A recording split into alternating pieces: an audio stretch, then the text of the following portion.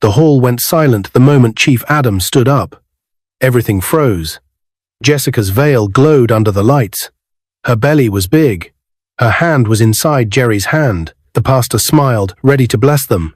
Cameras blinked like stars. Then Chief Adam reached for the microphone. His eyes were red. His voice shook the room. "This wedding cannot go on." Guests gasped. A glass dropped and shattered.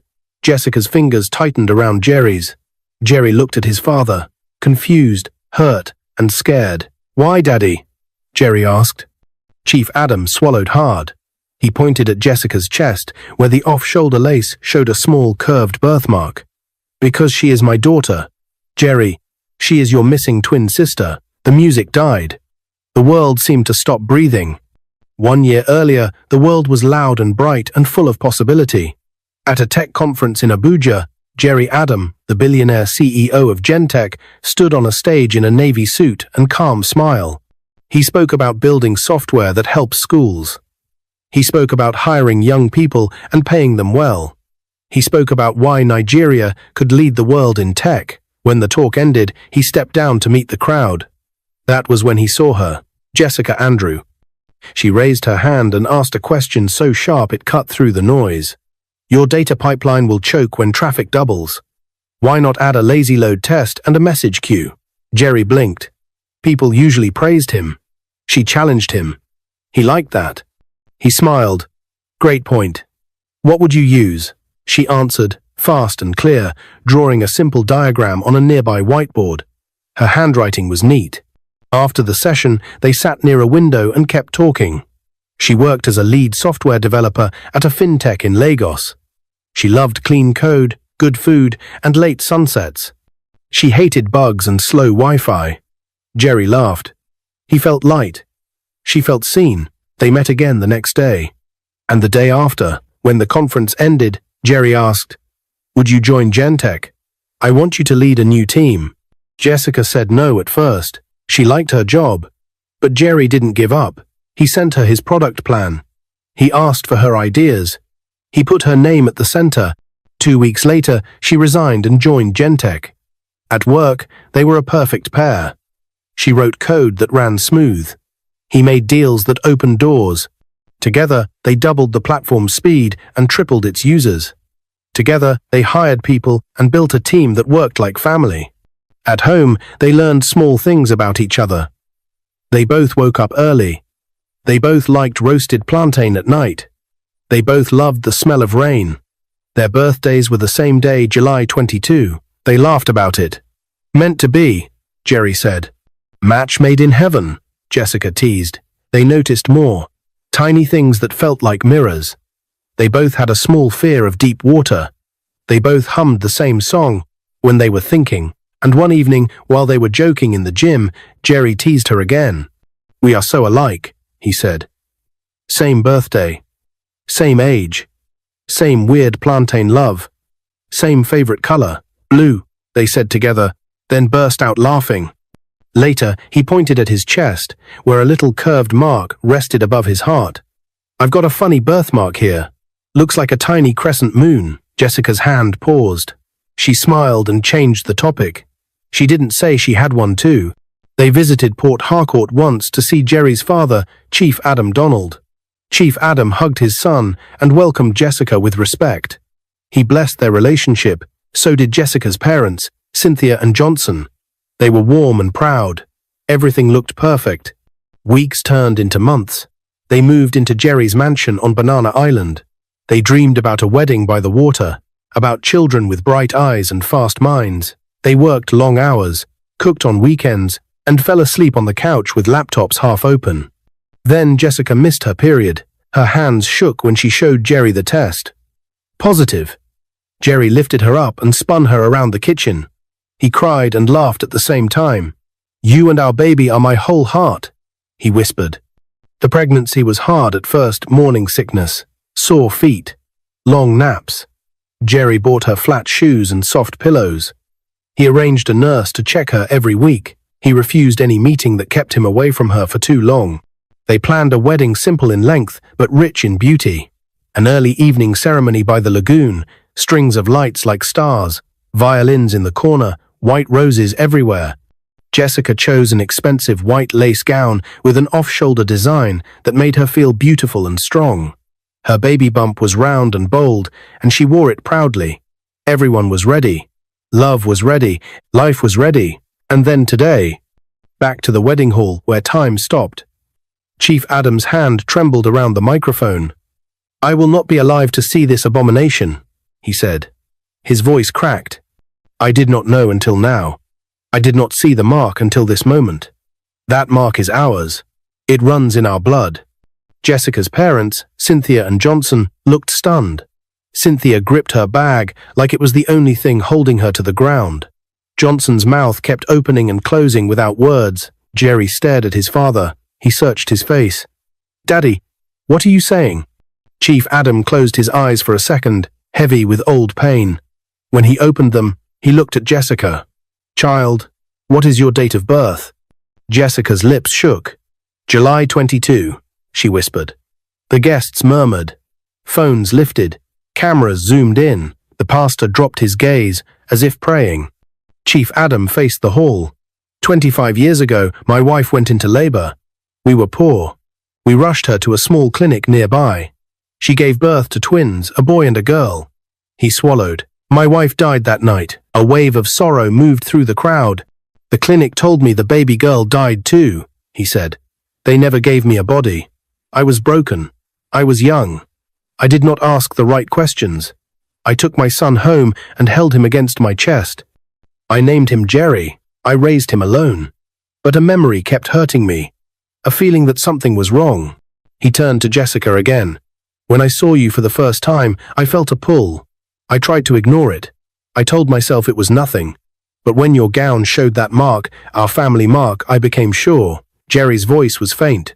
The crescent moon. Chief Adam nodded. Jerry, show them. With shaking hands, Jerry loosened a button and revealed the small crescent birthmark above his heart. A cameraman zoomed. People stood on their toes. The hall seemed to lean forward. All eyes swung to Jessica. Slowly, as if moving through water, she placed a hand on her chest. The lace trembled. Tears filled her eyes. The same crescent moon, soft and curved, rested on her skin in the exact same place. A sound went through the room, half gasp, half cry. Cynthia stumbled back into her chair. Johnson covered his face. Chief Adam raised an envelope. I took a strand of your hair days ago when my heart began to fear. I sent it for a DNA test. The result came in minutes before the ceremony. He lifted the paper out. It shook between his fingers. I did not want this, but truth must be spoken. He looked at the pastor. We cannot continue. Jessica's bouquet slipped. Flowers scattered across the floor like fallen stars. She turned to Jerry with a face full of pain and rain. Tears ran down her cheeks. She reached for him, fingers open, desperate. One hand held her belly as if shielding the baby from the storm. Please don't leave me, she said. Her voice broke. Jerry, remember how far we have come. I don't care who we are. You are my husband. You are the father of my child. Please, don't leave me. The room held its breath. Jerry's chest heaved. He looked at his father. He looked at Jessica. He looked at the baby bump that held his future. The paper in Chief Adam's hand rustled like thunder. Daddy, is this true? He whispered. Chief Adam's lips parted to read the result. And then, the main door opened, and a loud voice from the back shouted, Stop this wedding now! The whole hall turned as a man in a white kaftan hurried down the aisle, and the microphone slipped in Chief Adam's hand. The man in the white kaftan moved fast, his leather slippers slapping against the marble floor. His face was tight with urgency, his eyes scanning the stage as if afraid he was already too late. Jessica's hands gripped Jerry's arm like it was the only thing keeping her upright. Jerry's heart thudded so loud he thought the microphones might pick it up. Chief Adam stood still, his gaze locked on the stranger. The man reached the altar, breathing heavily. A hush fell over the hall again. Even the children in the back stopped whispering. Chief Adam, the man said, voice shaking. I have been looking for you for years. My name is Musa Ibrahim, and I was the nurse on duty the night your twins were born. A wave of murmurs rippled through the crowd. Cameras swung toward him. Some guests leaned forward in their seats, hungry for whatever he was about to say. Chief Adam's brows furrowed. You were there? The night my wife died? Musa nodded, his face shadowed by guilt. I was young then, but I have carried this secret all my life. That night, what happened to your baby girl was not an accident. She was not stillborn, Chief. She was taken. Jessica's knees buckled slightly. Jerry caught her, holding her steady. Taken? By who? He demanded. Musa glanced at the guests, then lowered his voice, though the microphone still carried every word. By a woman who worked in the maternity ward, a woman named Stella. She had been paid by a desperate couple to steal a healthy baby and pass it off as theirs. The couple was told you were poor, that you wouldn't be able to fight back. Gasps filled the hall. Cynthia and Johnson froze, their faces draining of color. Chief Adam's voice hardened. Who paid her? Musa's eyes flicked to Jessica's parents. They are sitting right here. Every head turned toward Cynthia and Johnson. Cynthia gripped her handbag tighter, her lips trembling. Johnson looked down at the floor. I didn't know she would be from you, Johnson muttered. We thought it was an arrangement. We were childless for 10 years, Chief. My wife's friend worked at the clinic. She said a poor woman would be delivering twins and one would be given to us. She said the girl's mother had agreed. I never knew. Your wife had died, or that you were the father. The words cracked something inside Jessica. She looked from her parents to Chief Adam, her lips quivering, her eyes wide. So, all my life, I've been living a lie. Cynthia's voice broke as she tried to defend herself. Jessica, you were our only joy. We raised you as our own, but I was never yours. Jessica's voice was raw. You took me from my family, from my brother. The weight of the revelation pressed down on everyone. The pastor had stepped back from the pulpit, his hands folded tightly in front of him. Guests whispered in disbelief, some shaking their heads, others recording on their phones. Jerry's voice came out low and strained. Daddy, if this is true, then she's really my sister. Chief Adam turned to him, his face heavy with pain. The DNA test leaves no doubt, son. She is your twin sister. Jessica clutched her belly protectively, her tears falling freely now. But Jerry, we've been together for a year. We've built a life. I'm carrying your child. How am I supposed to undo that? Her words sliced through the air, each syllable thick with desperation. Jerry couldn't answer. He felt as though the ground had been pulled from beneath him. Every memory they had made, every laugh, every night spent dreaming about the future, now twisted into something forbidden. From the front row, Benjamin, Chief Adam's younger brother, stood. His voice was calm but firm.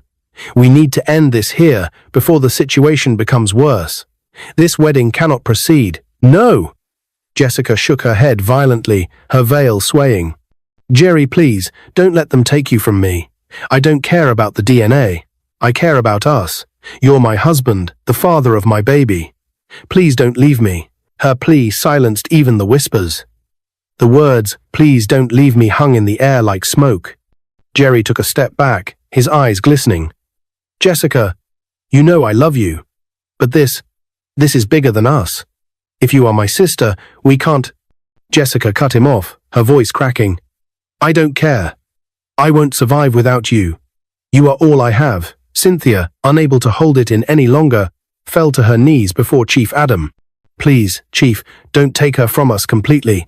We made a mistake, but we loved her. We didn't harm her. We raised her well. Chief Adam's face was stone. You stole from me. You stole my daughter. And in doing so, you almost made my children commit the worst sin. Johnson joined his wife on the floor. We are sorry. We'll face whatever punishment you give, but please, let us see her. The hall was now tense with emotion. Some guests wept quietly. Others avoided looking at the couple on the stage. The grandeur of the wedding had dissolved into a court of truth and judgment. Musa stepped closer to Chief Adam. Sir, there is more. Stella, the nurse who did this, is still alive. She lives in Port Harcourt. If you want, I can take you to her. Chief Adam's eyes narrowed. We will find her, and she will answer for what she did. Jerry's grip on Jessica loosened.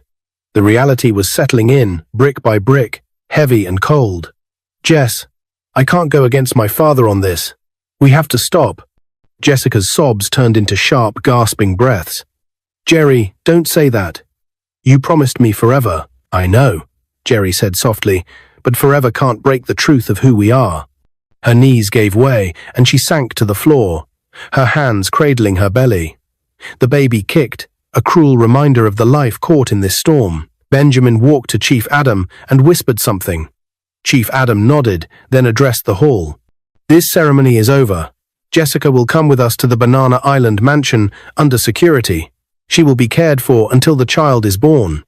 Jerry may see her, but not alone." The words landed like a final blow. Guests began to leave quietly, their faces pale, their whispers soft but cutting. Jerry knelt beside Jessica. His voice was low, trembling. "I'll be there for you, just not in the way we thought." She stared at him through wet lashes. "You're choosing them over me. I'm choosing what's right," he whispered, though his own tears betrayed him. Cynthia reached for Jessica, but the guards had already stepped forward. They gently took Jessica's arm, helping her to her feet. She looked back at Jerry one last time, her face twisted in pain. "Please, don't leave me." Jerry didn't answer. He couldn't. His throat felt locked, his heart torn in two. As she was escorted out of the hall, the sound of her sobs echoed against the marble walls. Jerry stood frozen, his hands hanging at his sides, the weight of the day pressing him down.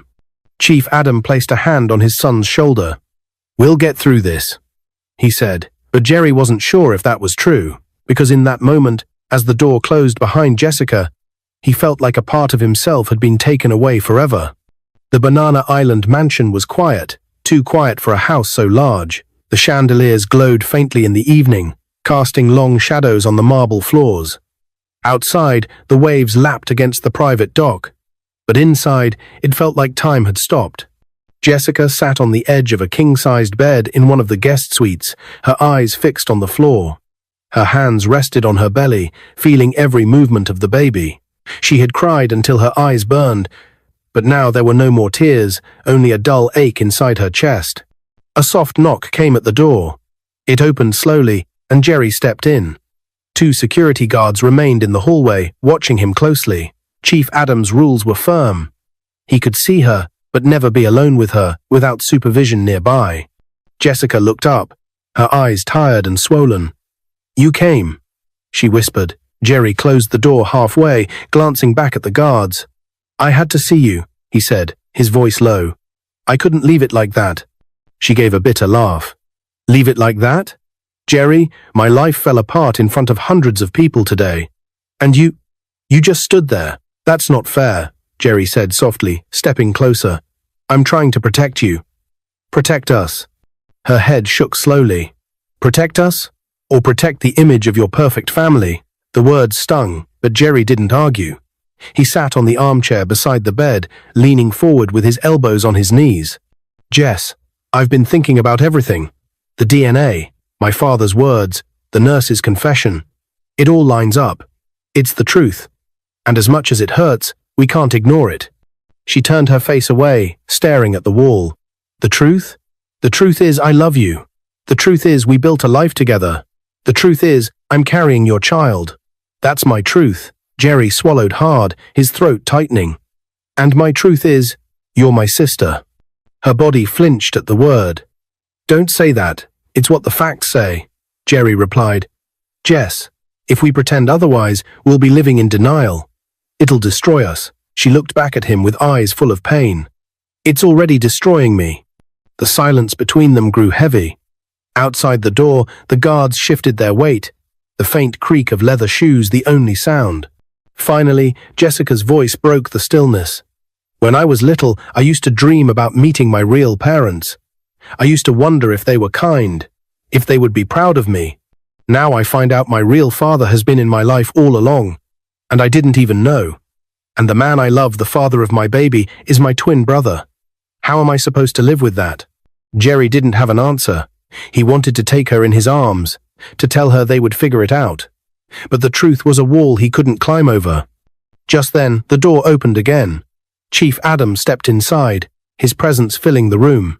"Jerry, I need a word with Jessica," he said. His tone was firm but not unkind. Jerry hesitated, glancing at Jessica. But she didn't meet his eyes. He rose and stepped out, closing the door behind him. Chief Adams sat where Jerry had been, studying Jessica carefully. "Child," he began, "I know this is hard. Harder than anything you've faced before. But you must understand what happened to you was not your fault. You were a victim of something evil." Jessica's voice was flat. "So what now? You keep me locked here until I give birth?" "I'm keeping you safe," Chief Adams said. "There are people who will try to use this story for their own gain. Journalists, opportunists, even those who took you in may try to twist the truth. Here, no one can harm you." She let out a hollow laugh. "No one can harm me. My life is over, Chief.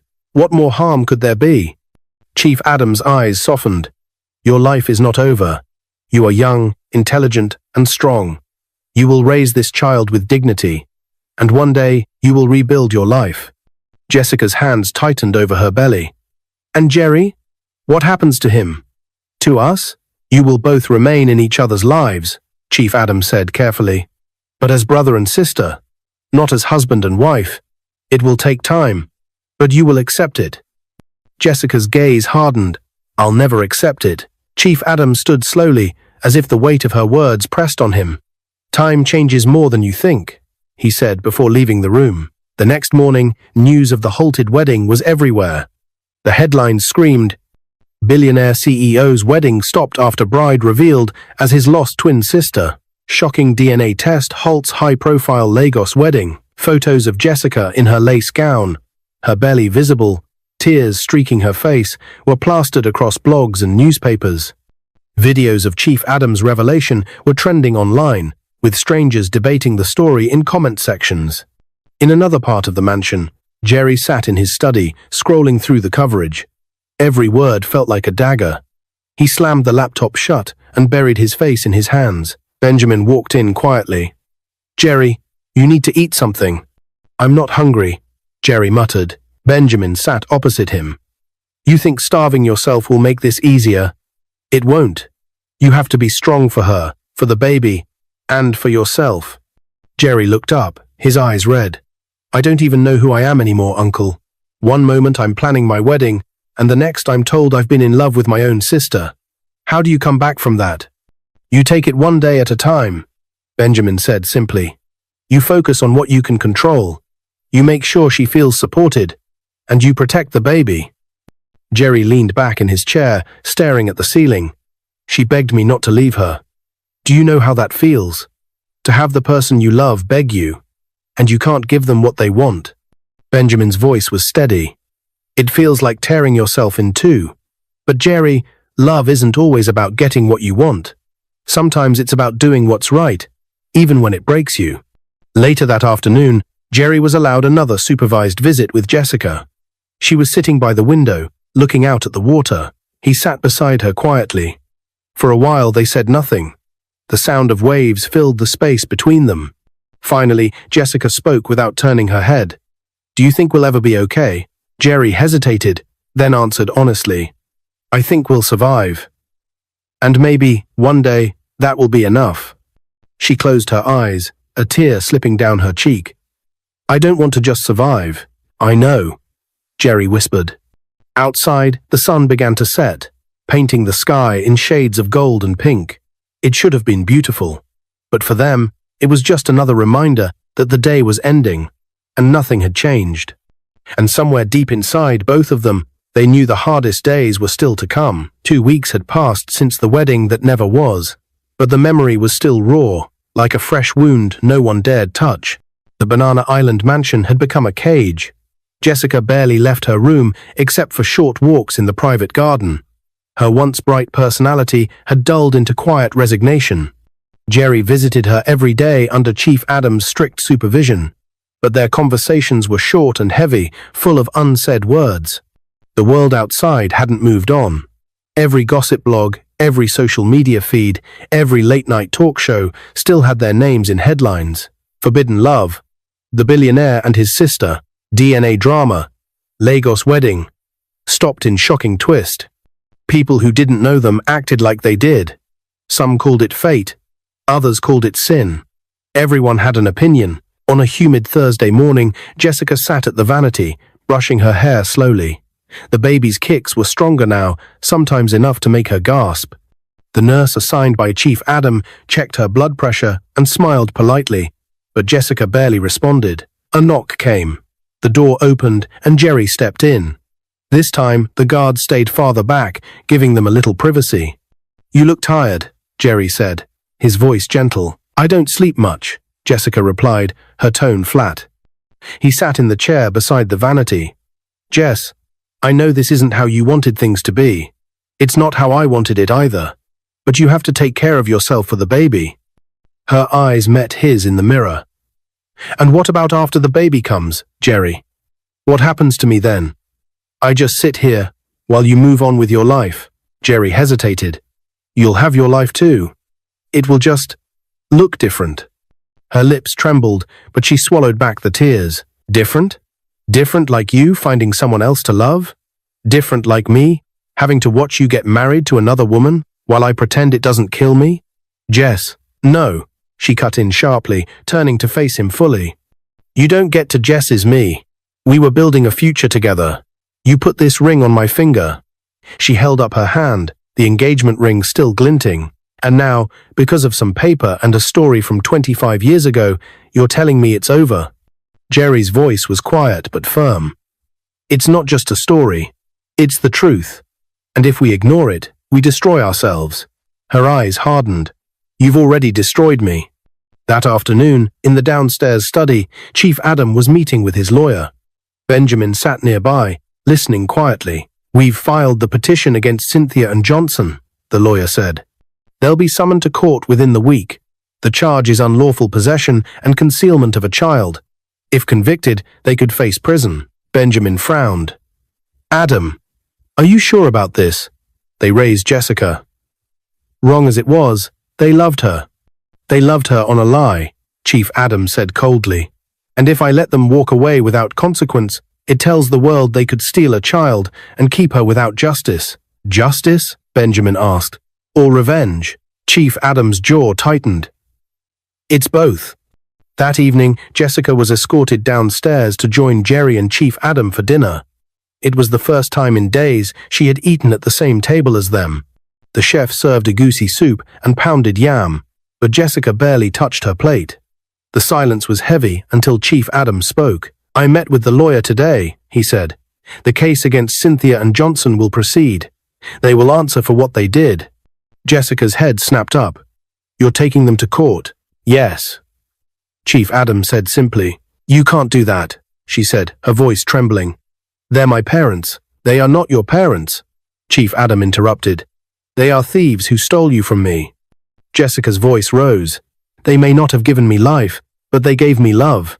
You can't just erase that. They lied to you for 25 years, Chief Adam said, his tone hard. "And you're defending them?" "I'm defending the people who raised me," she said fiercely. "The people who stayed up with me when I was sick. The people who taught me how to read and write. The people who were there when I had no one else." Chief Adam's face darkened. "I am your father. My blood runs in your veins. And as long as you live under my roof, you will accept my decisions." Jessica's eyes filled with tears, but her voice was steady. "Then maybe I shouldn't live under your roof." Jerry tensed. "Jess, no," she said sharply, pushing her chair back. "I won't sit here and watch you destroy the only family I've ever known. You already took Jerry from me. You won't take them too."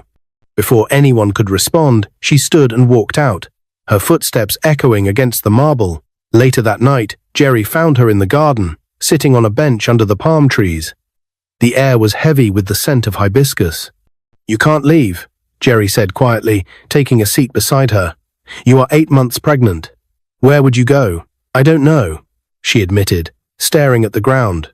"But I know I can't stay here if it means watching my father send my parents to prison." "They're not your parents," Jerry said softly. "They are," she whispered. "They're the only parents I remember." "Blood doesn't erase memories, Jerry." He sighed. "Jess, I'm stuck between both sides. I love my father, but I don't want you hurt. If I could fix this, I would." She turned to him, her eyes glistening. "Then help me. Convince him to drop the case. For me. For the baby." Jerry hesitated, torn. I'll try, he said finally. The next day, Jerry went to Chief Adam's office. Daddy, please, reconsider the case against Cynthia and Johnson. They've already lost her. Isn't that punishment enough? Chief Adam leaned back in his chair. You're speaking with your heart, not your head. If we don't see this through, they walk free without ever answering for what they did. Do you want the world to think that's acceptable? This isn't about the world, Jerry said. It's about Jessica. She's hurting. She feels like you're ripping away the only family she's known. Chief Adam's gaze hardened. And what about me? They ripped my daughter from my arms before I even held her. Do you think that pain is less important? Jerry exhaled slowly. I'm just asking you to think about it. For her sake. That evening, Jerry returned to Jessica's room.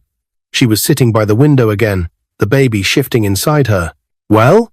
She asked. I talked to him, Jerry said. He's not ready to drop the case. But he didn't say no forever. Jessica's eyes closed, and she let out a shaky breath. That's not enough, Jerry. I know, he said quietly. But it's all I could do. She looked at him for a long moment. I'm scared, she whispered. Of what? That when this baby is born, I'll lose everything. You, them. Jerry reached for her hand, squeezing it gently. You won't lose me. Not completely. I'll always be here. Just not the way we planned.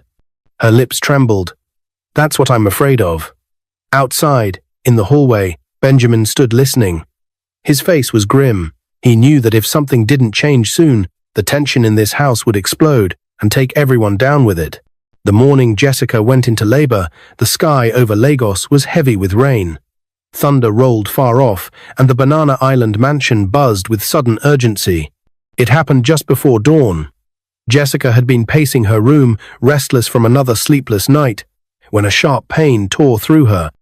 She doubled over, clutching her belly, her breath coming in fast gasps. The nurse rushed in, calling for the driver and alerting Chief Adam. Within minutes, Jessica was in the back of a black SUV. Jerry beside her, holding her hand. She gripped him so tightly his knuckles ached, but he didn't let go. You're doing great, Jess, Jerry whispered, his voice steady despite the storm inside him. We're almost there. By the time they reached one of the best hospitals in Lagos, the rain had started to pour, drumming hard against the roof. Doctors and nurses moved quickly, wheeling Jessica into the delivery room. Jerry stayed outside, pacing the corridor like a caged animal. Chief Adam arrived not long after, his umbrella dripping water, his face tight with worry. He stood beside Jerry, silent for a moment before speaking. No matter what's happened between us, Chief Adam said quietly, today is about her, and the baby. Jerry nodded, too choked to speak. Hours passed. The rain eased. Then the cry came. A sharp, strong newborn cry that cut through the hospital's quiet hum. Jerry's head snapped up, his heart pounding. A nurse emerged, smiling. Congratulations, it's a boy. Jerry and Chief Adam followed her into the room, where Jessica lay pale but glowing, a tiny bundle cradled in her arms. She looked up at Jerry, her eyes full of exhaustion and something softer, something fragile. Meet Nicholas, she whispered. Jerry stepped closer, looking down at the baby. Nicholas had a shock of dark hair, tiny fists curled tight, and the same crescent-shaped birthmark faintly visible near his collarbone. Jerry's throat closed. Chief Adam's voice was thick when he said, "He's beautiful." Jessica smiled faintly. "You want to hold him?" Jerry hesitated only a second before taking Nicholas into his arms. The baby squirmed, then settled, blinking up at him. Jerry felt the weight of him not just in his arms, but in his life. Jessica watched, her chest aching. This was the man she had once dreamed would be her husband, now holding their child as her brother. After a long moment, Jerry looked at her. "Jess, no matter what happens, I'll be there for him. And for you.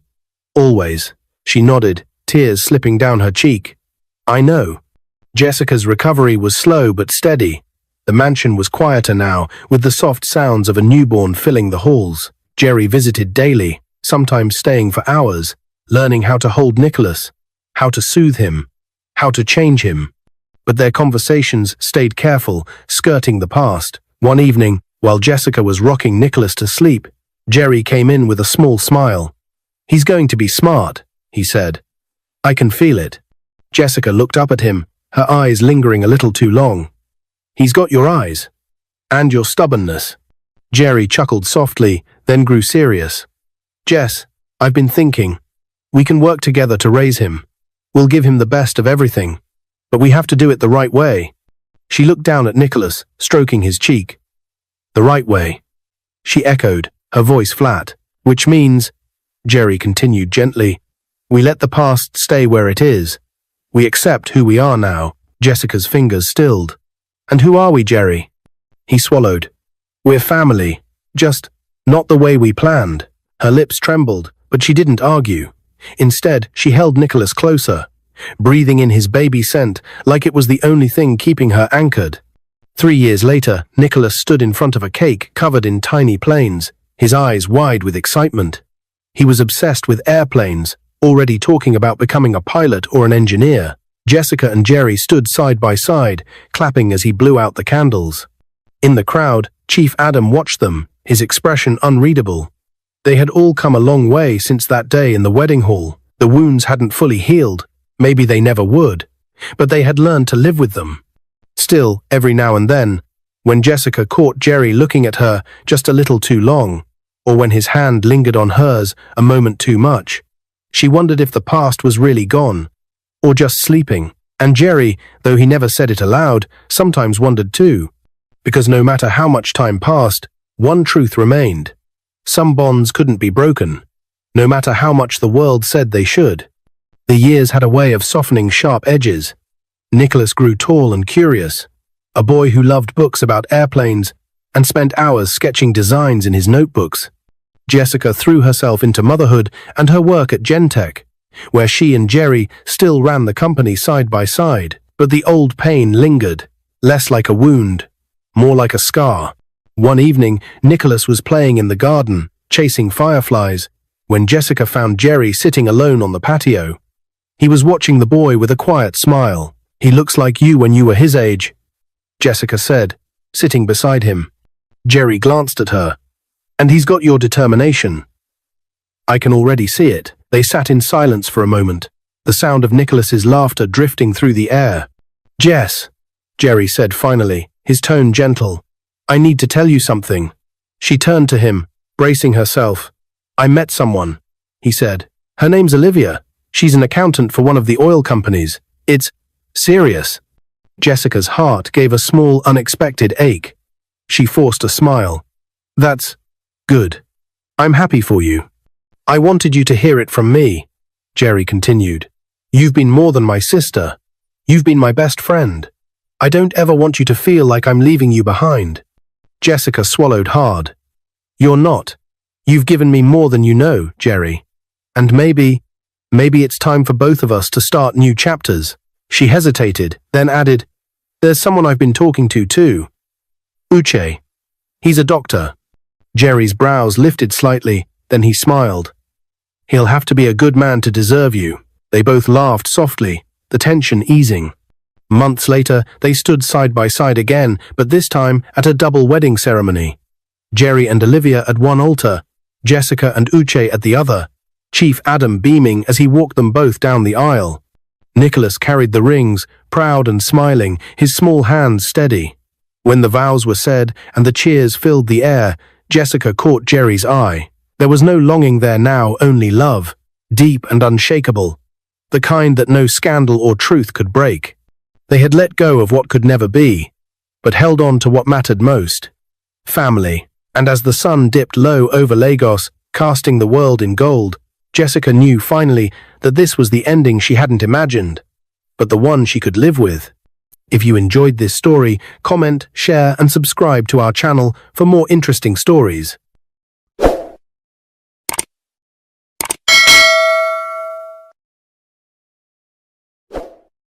The smell of jollof rice filled the air in the Obina mansion kitchen. It was rich and spicy, just the way Mama Adana liked it. But something was terribly wrong. Benjamin Obina, billionaire tech CEO and one of Nigeria's most respected businessmen, stood silently behind the slightly opened kitchen door. His eyes widened in disbelief and his heart pounded. Right before him, his wife of 10 years, Monica, was bending over the plate of food meant for his 85-year-old mother. In her hand, she held a small bottle. With trembling fingers, she poured a clear liquid into the steaming jollof rice and gently stirred. She glanced around nervously, unaware that her husband was watching. Benjamin's breath caught in his throat, his vision blurred with a mix of confusion, fear, and rage.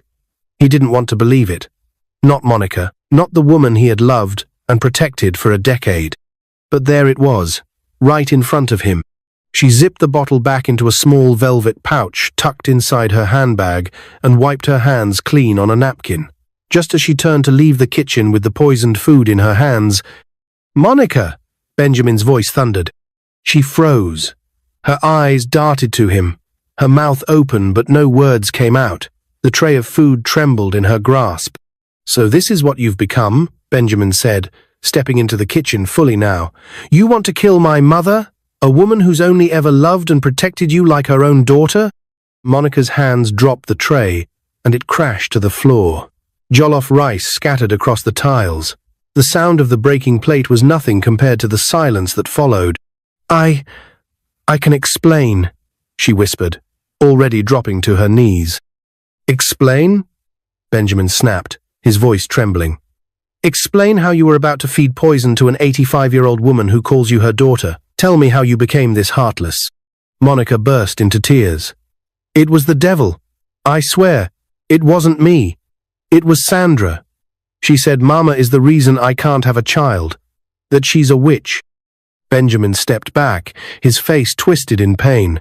"And you believed her? You believed that nonsense over 10 years of love and kindness?" At that moment, Mama Adana, who had heard the commotion from the living room, slowly walked into the kitchen with her walking stick.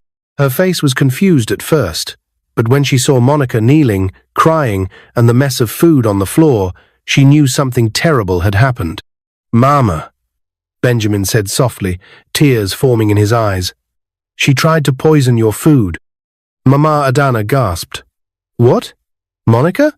Her hand shook as she leaned on the kitchen counter for support. "Is this true?" Monica didn't answer. She couldn't. Her lips moved but no sound came out. Her tears did all the talking. "I treated you like my own," Mama said, her voice cracking. "Even when you were wrong, I stood for you. I told Benjamin not to argue with you. I defended you, loved you." "I'm sorry," Monica whispered, sobbing. "I didn't want to. I was confused. Sandra said you're the one blocking me from having children. She said you're the reason I'm barren." "Then you are a fool," Mama said, her tears now matching Monica's. "Sandra? That bitter girl who's divorced and jobless? That's who you chose to believe?" Benjamin stood still for a moment, then turned and picked up the poisoned food from the floor. "Eat it," he said, setting it gently in front of her. Monica looked up in horror. "No, please. I can't." "Eat it, or pack your things and leave this house," he said, his voice flat and cold. Monica cried harder. I can't. "Exactly," he said, standing tall. "You can't, because you know what you put in it. So why should my mother eat it?" That night, Benjamin didn't sleep. He stayed up, pacing, calling his lawyer, and thinking about how love could turn so dark. The woman he had vowed to spend his life with had tried to kill his mother. And for what? Lies whispered by a friend. By morning, a lawyer arrived with papers. Monica stood at the door, her face swollen from crying all night. "Benjamin, please." "You've already killed everything we shared," he said. "Now it's time to let go." He handed her the divorce letter and turned away. No more words. No more begging. Monica packed her bags in silence. The house she once called home was no longer hers. With trembling hands, she dragged her suitcase to Sandra's doorstep, her last hope. But as soon as Sandra saw her at the gate, red-eyed and defeated, she hissed and slammed the door in her face. "I only gave you advice. You're the one who was foolish enough to follow it. Go deal with your own mess," Sandra said from behind the locked door.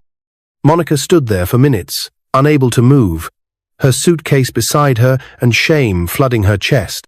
With nowhere else to go, she turned back to the village, where her story would soon become the subject of whispers and laughter.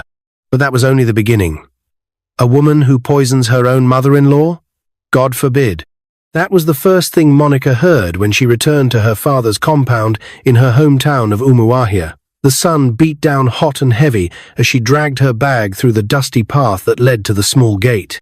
Her clothes clung to her sweaty body. Her eyes were red, and her soul felt hollow. Children playing by the road stopped and whispered. Some ran off to tell their mothers, who soon stood at their doorways, arms folded, and their eyes full of scorn.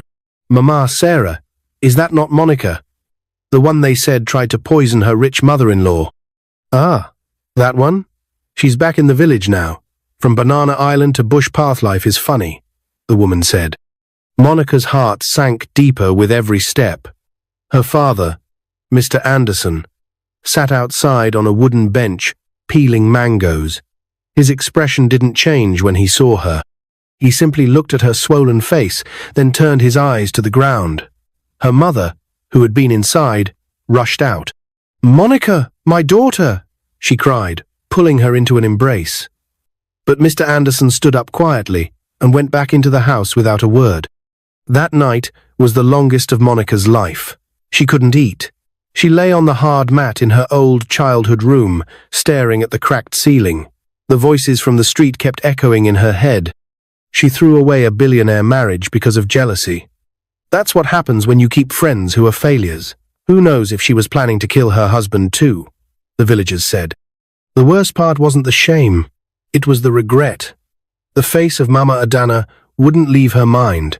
That woman had loved her sincerely, taken her in like her own daughter. Even in her old age, Mama would rise early to cook Monica's favorite egusi soup and often scolded Benjamin to treat her better, to be patient when Monica had mood swings. Monica sobbed into her pillow.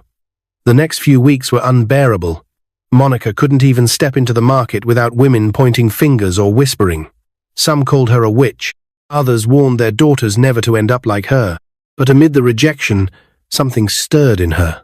A quiet voice within, one that had been silenced by pride for so long, began to speak. "You can't change the past, Monica, but you can change who you become." She got up one morning, washed her face, tied her old wrapper, and walked to the village health center. It was small and poorly funded, but she walked up to the matron and asked if she could volunteer. The woman looked surprised. "Volunteer? You want to work here, for free?" "Yes," Monica said quietly. "Please, I have no money, but I want to help." The matron was hesitant at first, but after hearing her story and seeing the humility in Monica's eyes, she agreed. Monica began learning the basics: how to dress wounds, assist during births, and comfort frightened patients. Every day she walked back and forth under the hot sun, sweeping the compound, fetching water, and staying by the side of pregnant women who had no one else to support them. At night, she returned home sore and tired, but something was slowly changing in her. For the first time in years, she felt useful. Back in Lagos, Benjamin tried to stay busy. He buried himself in work, meetings, and partnerships, but his heart was still broken. Even after the divorce was finalized, he sometimes found himself staring at the empty side of the bed or hesitating before deleting Monica's contact.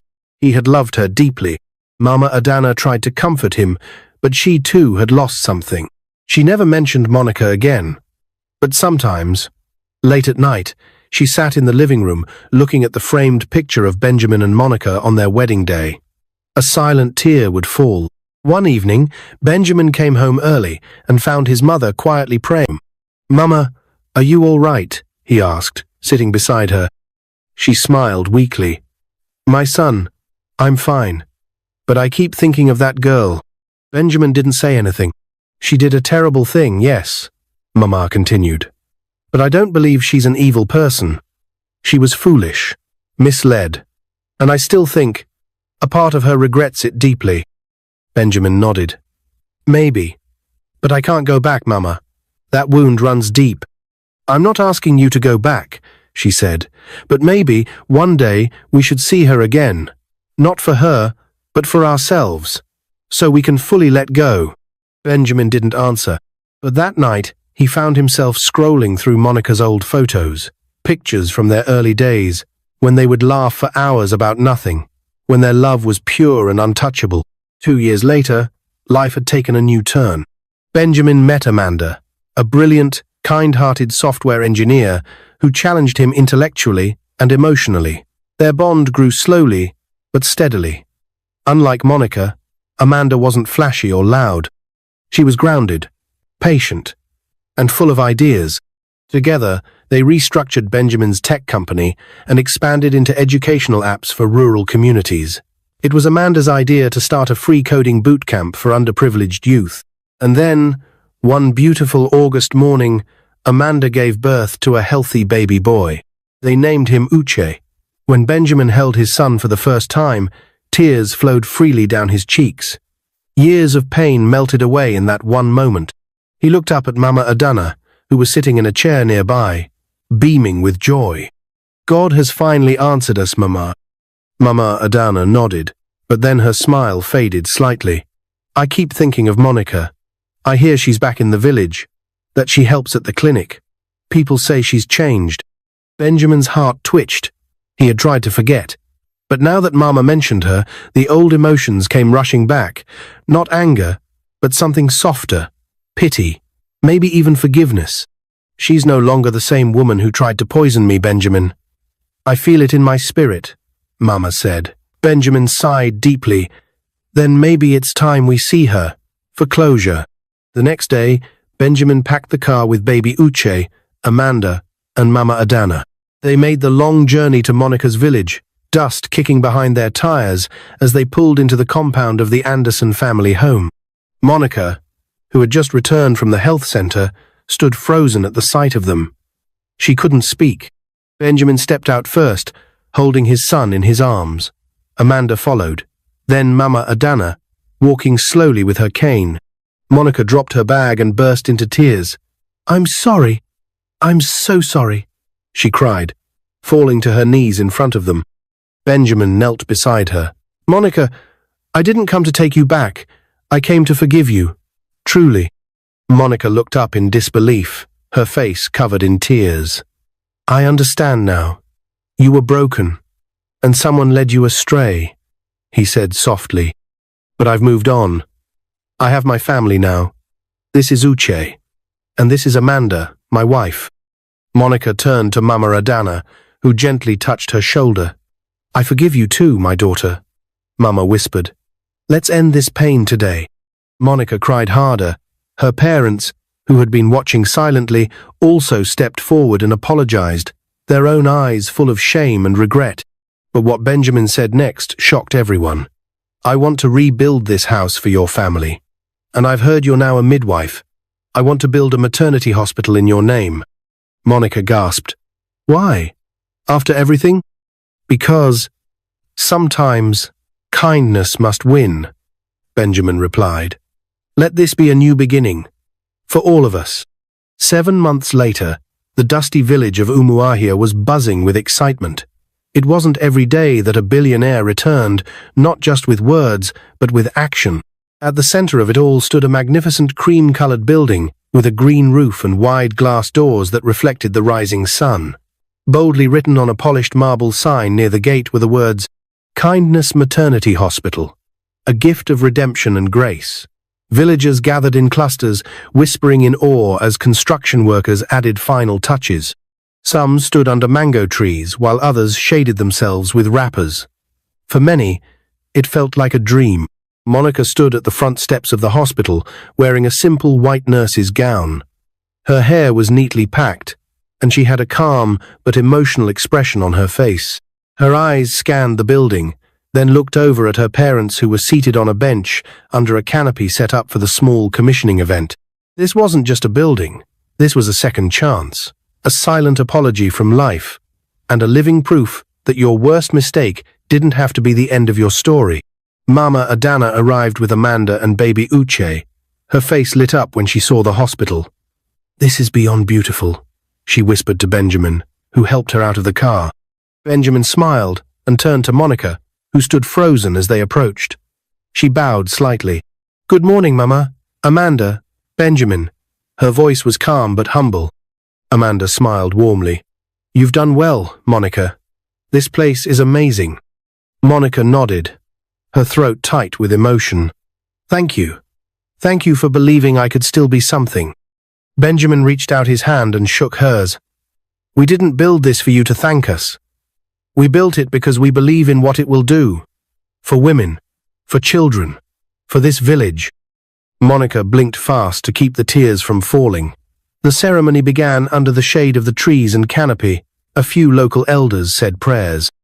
The village chief spoke about transformation, redemption, and the power of second chances. Then, the ribbon was cut. The crowd clapped as Monica led everyone into the building for a short tour. Each room was equipped with brand new beds, spotless medical equipment, and air conditioning. The maternity ward had 4 private rooms, a delivery suite, and even a small operating theater. As they moved from room to room, Mama Adana held baby Uche and whispered blessings under her breath. Benjamin stopped in one of the recovery rooms, his hands in his pockets. He looked around in silence for a moment, then turned to Monica. "You've trained well?" "Yes," Monica replied. "I completed my midwifery certification. The government health board approved my license, and I've already hired 2 nurses from neighboring villages." "Good," Benjamin nodded. "You'll make a fine head matron." That evening, the village sky turned orange as the sun dipped low. The crowd dispersed slowly, full of joy and pride. Children ran past with balloons. Women chatted about how they'd now deliver their babies at Kindness Maternity instead of traveling far to the city. But for Monica, the most important moment came later. She sat alone on the steps of the hospital, watching as the last rays of daylight faded. Her mind traveled back to the cold kitchen floor 3 years ago, the shattered plate, the spilled rice, and Benjamin's voice filled with betrayal. Her chest tightened at the memory. Then, from behind her, came the familiar sound of a cane tapping the tiled floor. She turned and saw Mama Adana gently walking toward her. Monica stood quickly. "Mama, you need to rest." Mama Adana waved her hand. "Let me sit with you, my daughter." Monica helped her sit. For a moment, neither of them spoke. "Do you ever think about it?" Monica asked softly, her voice low. Mama nodded. "I do. And it still hurts sometimes, but I also see the woman you are now. And that gives me peace." "I think about it every day," Monica said, her voice breaking. "And sometimes I wonder if I deserve all this grace." "You do," Mama replied, placing her wrinkled hand over Monica's. "Because you turned your mistake into a mission. And not everyone can do that." Tears rolled down Monica's cheek. "Thank you, Mama." Mama Adana smiled. "And thank you, my daughter. Because through all this, you taught me something too, that forgiveness doesn't end with words. It continues through actions." Weeks passed, then months. Kindness Maternity became the heart of Umuahia. Women came from far villages to deliver their babies safely. Monica became known not just as a midwife, but as a quiet hero. The young woman who had once walked the streets in shame now stood as a symbol of hope. She never remarried. Whenever asked, she'd smile gently and say, "I gave my heart once, and I broke it. Now I use what's left to heal others." Benjamin and Amanda remained in touch.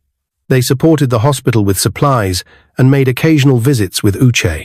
Every time they came, Monica would welcome them with joy and gratitude, never once asking for more than the grace already shown. But the most powerful moment came one rainy night. Thunder rumbled in the distance as the hospital's emergency bell rang. A pregnant woman had gone into labor, and complications had begun. Monica, half asleep, rushed into her gown and ran barefoot through the rain into the delivery room. The mother was in pain, her face contorted as she clutched the sides of the bed. Monica quickly took charge, guiding the young woman, calming her fears. "You're strong. Breathe. I'm right here."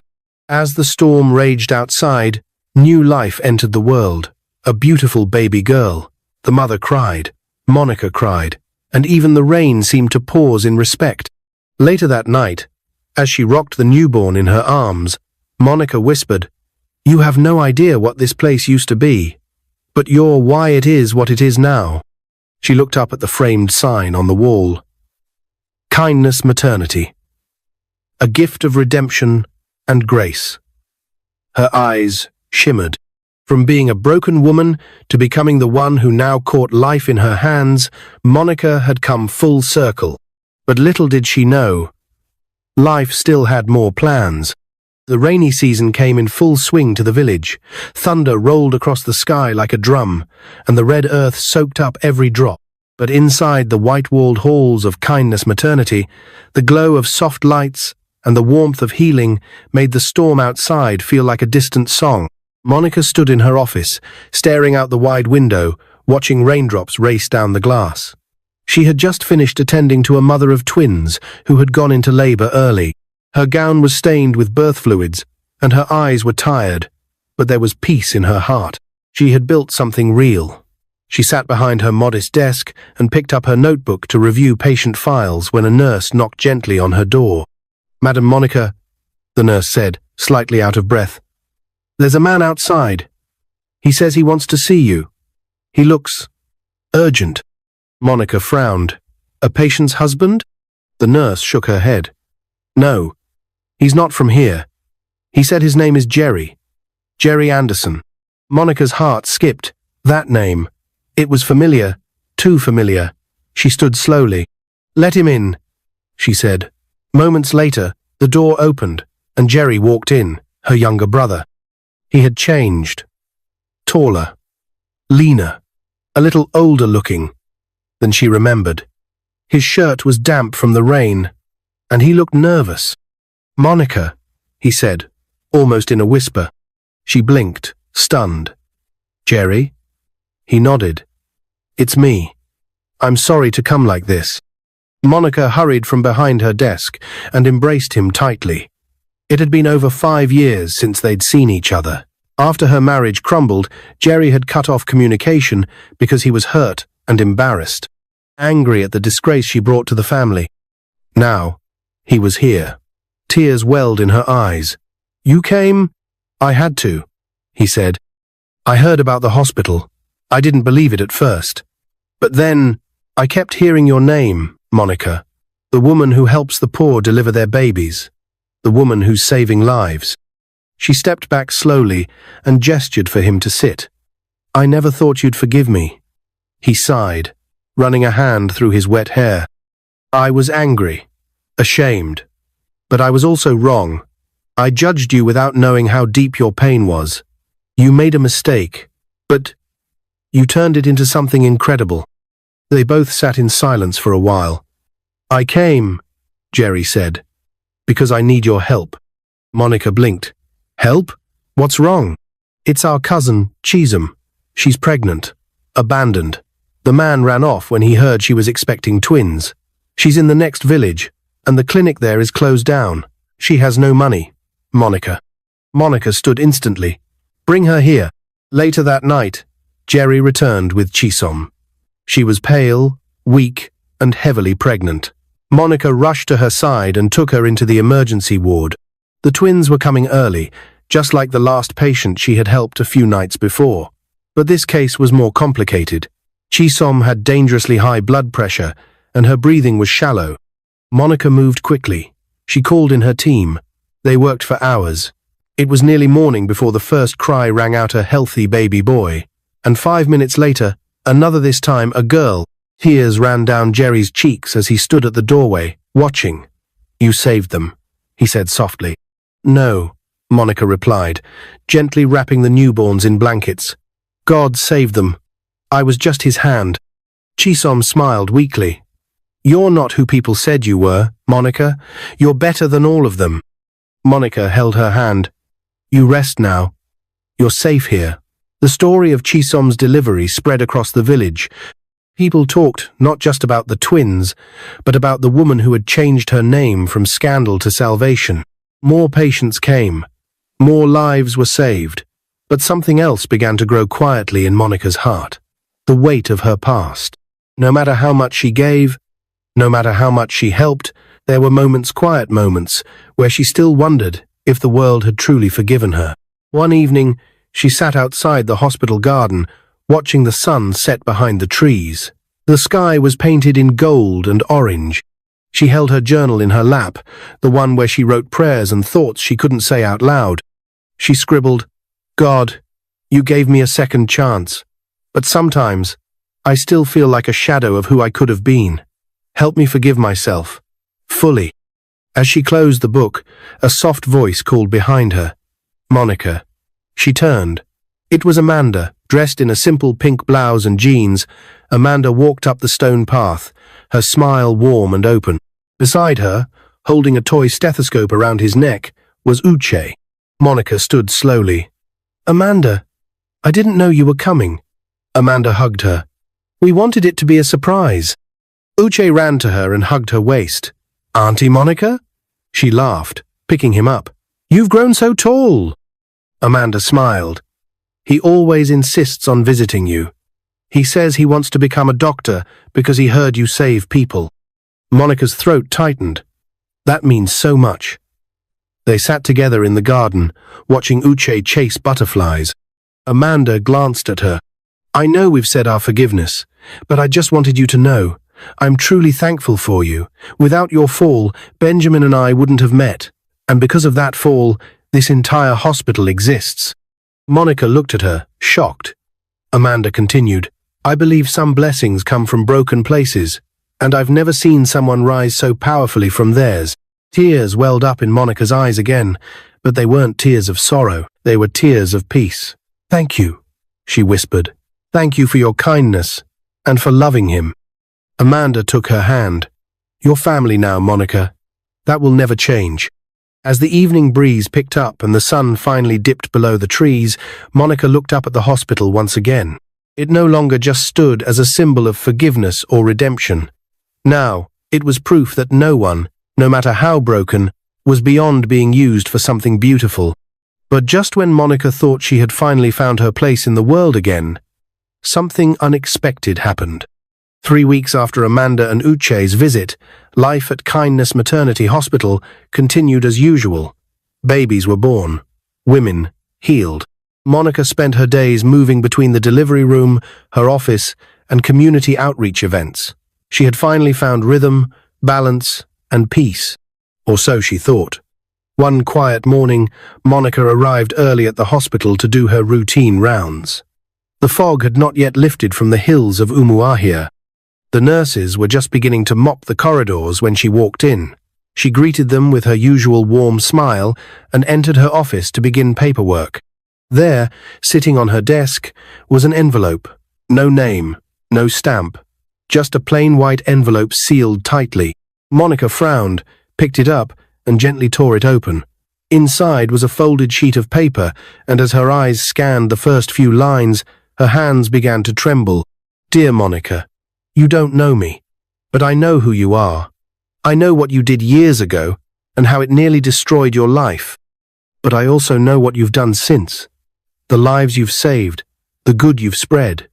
You see, I was there the day you tried to poison Mama Adana, not physically, but I watched from afar. I was the housekeeper's son. No one noticed me, but I saw you, and I never forgot." Monica's breath caught in her throat. She read on. "I've carried that memory for years. At first, it disgusted me. I hated you for it. But then, I followed your story. I watched you fall. I watched you rise. And now, I want to tell you something that I know you've been longing to hear for years. Something I wasn't supposed to know, but I do." Her heart pounded. "The reason you couldn't conceive back then, it wasn't a spiritual attack. And it definitely wasn't Mama Adana's fault.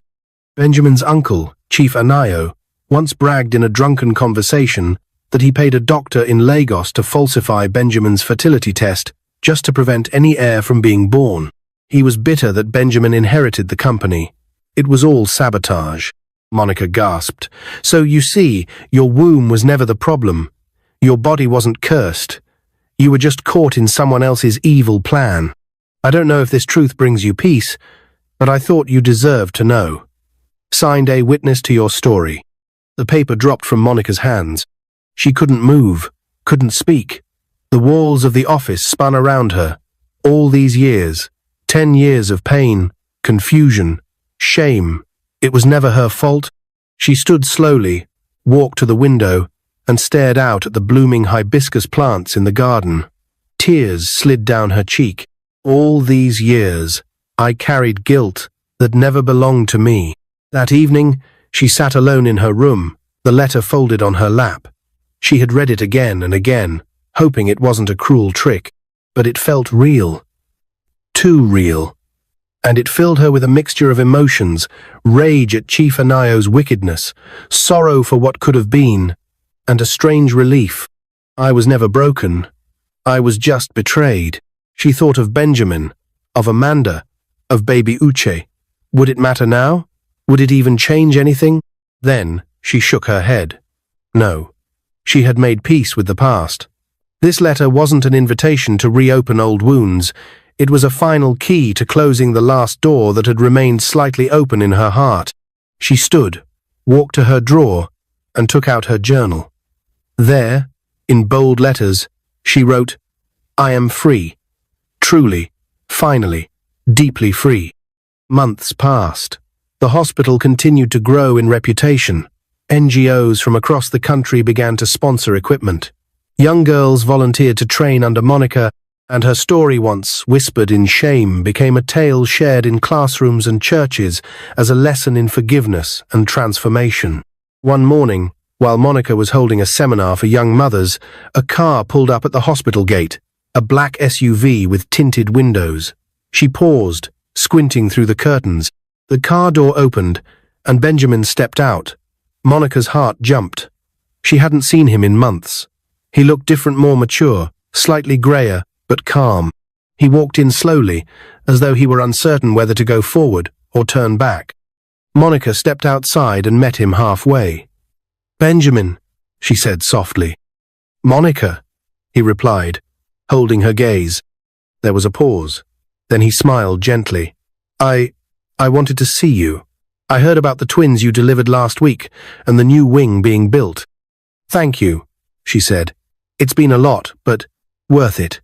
Benjamin nodded, then pulled something from his coat pocket. It was a photo, a picture of baby Uche, now 5, dressed in a lab coat with a toy stethoscope. "He insists he's going to be a doctor. Says he wants to come back here and work with Auntie Monica." Monica smiled, a full and genuine smile. "He's welcome any time," she said. Then Benjamin's face turned serious. "There's something else. I found out something. About the past. About my uncle, and the fertility issue, and the evil role he played in it. One of his former aides came forward. I confirmed it." Monica nodded slowly. "I know," she whispered. "I got a letter too." Their eyes met again. So much history between them. So much heartbreak. But now, healing. "I wanted to say I'm sorry," Benjamin said. "For not protecting you better. For not believing there was more to it." Monica shook her head. "You did what anyone would have done in your shoes. And if none of it happened, maybe I wouldn't be here. Maybe this hospital wouldn't exist. Maybe I'd never have found my purpose." Benjamin looked around the hospital compound. "It's more than I imagined," he said. "You turned pain into something beautiful. I respect that deeply." Monica took a breath and smiled. "Thank you, Benjamin. That means everything." He hesitated. "We're organizing a women's health summit in Abuja next month. Amanda thought it might be great to have you speak." Monica blinked, surprised. "Me? Speak at a summit? You're one of the strongest women we know," he said. "It's time more people heard your story." Monica nodded slowly. "Then I'll be there." Benjamin reached out, shook her hand gently, and said goodbye. As the SUV drove away, Monica turned back toward the hospital with a sense of peace she had never known. She was no longer the woman who had fallen. She was the woman who had risen, from the dust of disgrace to the heights of purpose. And now, her voice, her story, her heart, would help others rise too.